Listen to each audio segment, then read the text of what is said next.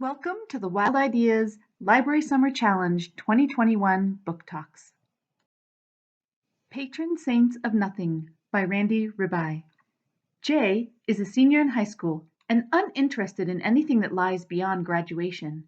When he finds out that his cousin and at one time close confidant June has been suspected of and then killed for using drugs in the Philippines, Jay drops everything and spends his entire spring break in the Philippines to investigate what really happened to June and so many others like him. The Field Guide to the North American Teenager by Ben Philippe. Norris Kaplan, a Black French-Canadian teen, has been moved in the middle of the school year to Austin, Texas, so that his mom, newly divorced from Norris's father, could begin a new chapter in her career. Unimpressed with his new surroundings and wishing he could go back to how things were, Norris is instructed to keep a journal of his thoughts and observation, and so begins his personal field guide to the North American teenager. At first, cataloging everyone he sees into specific archetypes, Norris begins to find connections with certain people and begins to wonder if being a loner isn't as cool or freeing as he once thought it was. The Price Guide to the Occult by Leslye Walton.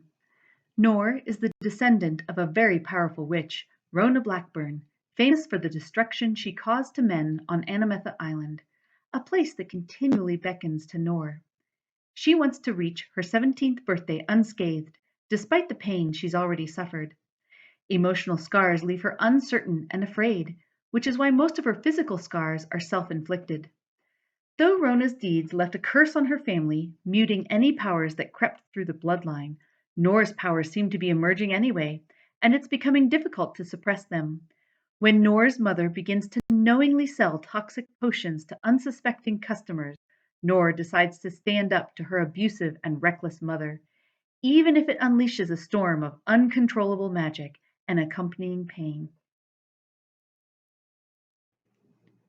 What If It's Us by Becky Albertalli and Adam Silvera. Opposites attract in this witty and heartfelt romance. Ben and Arthur first meet at a post office. Even though they hit it off, they didn't exchange information to meet up again.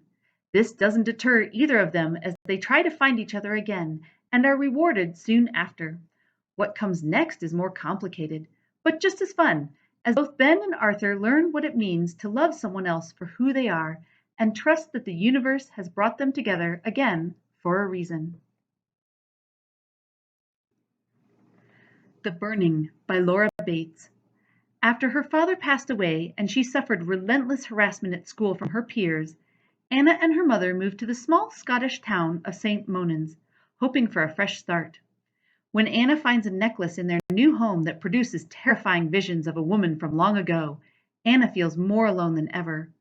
With help of a few new friends, Anna begins to unravel the mystery of the scorned woman from the past and uses the history to blaze a trail in her own life. Dear Martin by Nick Stone. 17-year-old Justice McAllister has done everything that's expected of him, and more. He's soon graduating fourth in his class from the East Brasselton Prep School and is on track for being admitted to an Ivy League school of his choice. After a violent encounter with police, Justice begins to write letters to Dr. Martin Luther King Jr., asking him why his good deeds and the exemplary life he's led isn't enough to ensure him the rights that his fellow white classmates and community members are offered and seem to take advantage of. Though published in 2017, the book asks many questions that are still relevant and echoes through today's events. Bloodleaf by Crystal Smith. Princess Aurelia is more than a princess. She's also a witch, and her hidden powers, should they ever be revealed to the public, could make her reign troublesome, to say the least. She's resigned to do her duty and marry the prince of a rival monarchy, bringing peace to their lands. But when the truce and accompanying marriage is seemingly disrupted, Aurelia flees to another city and attempts to blend in as a commoner. If having magical powers is dangerous for a princess, it's downright deadly for a commoner, and Aurelia must enter a game of politics and skill that could bring about the end of everything she's ever known. The Downstairs Girl by Stacey. Columnist Miss Sweetie has made a reputation for herself through her witty yet sage advice regarding relationships, women's hats and fashion, and horse racing. The public is dying to know the identity of their favorite anonymous writer, and none would guess that it's the voice of Chinese American Jo Kwan, an otherwise quiet and reserved lady's maid. She lives with her adoptive father underneath a print shop, and her focus is on keeping them both safe and away from the prying eyes in 1890s Atlanta, Georgia. But it's getting harder to keep Jo's other identity a secret, and Jo must decide if using her true voice is worth the danger it brings to her family.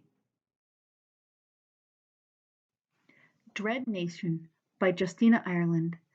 The Civil War was already a bloody and grisly event in the history of the United States. Now, imagine it with zombies. This is largely the premise of Dread Nation. The main character is Jane McKean, a black young woman trained in combat to defeat the undead which began to rise after the Battle of Gettysburg. Along with other black and Native American children, Jane was scooped up and placed in military training specifically to tackle the hordes of shamblers that continue to rise from the ground. Jane is a skilled fighter and moves steadily through the ranks, but her goal is to be reunited with her mother, a task made more difficult as she is suddenly sent to Summerland, a western outpost that harbors even deadlier secrets than the continuing onslaught of shamblers. 5 Total Strangers by Natalie D. Richards. Mira is trying to get home for the holidays and is dismayed when a blizzard cancels all possible flights. Offered a ride from a new acquaintance, Mira hastily agrees and climbs into a car with people she doesn't know. She assumes they are all friends and she's the odd person out. But as they continue their journey through the snow, it becomes clear that the passengers are all strangers and they all have secrets to hide.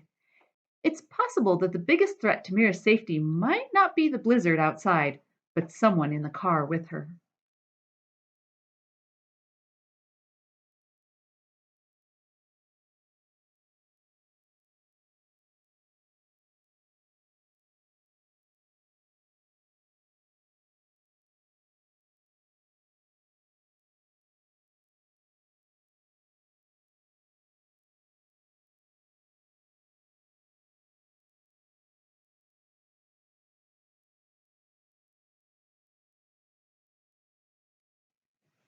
Registration is now open for the Library Summer Challenge 2021.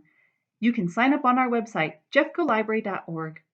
Here are some additional titles that are available as a prize for participating in the Summer Challenge.